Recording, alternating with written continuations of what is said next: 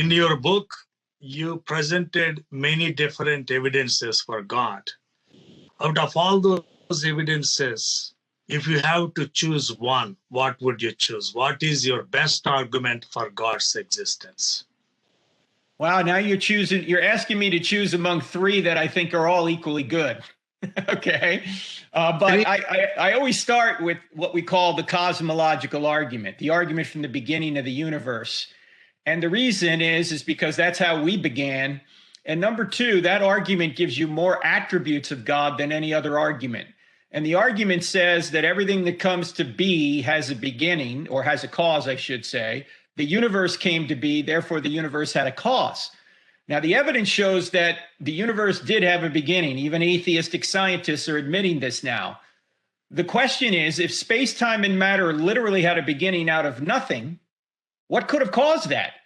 Seems to me, if all of nature had a beginning, if space-time and matter had a beginning, whatever created space-time and matter can't be made of space-time and matter. In other words, it must be something that transcends space-time and matter, something beyond space-time and matter, something beyond nature, something we would call supernatural. So that being would have to be spaceless, timeless, immaterial, powerful to create the universe out of nothing, also personal to choose to create, because only persons make choices, and you have to have a mind to create to make a choice. And the being, of course, obviously would then have to be intelligent to have a mind to make a choice. And so I always ask people, when you think about a spaceless, timeless, immaterial, powerful, personal, intelligent cause, who do you think of?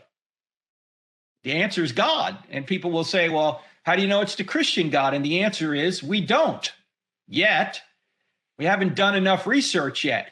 This argument gives you those 6 attributes, but it doesn't tell you whether this being is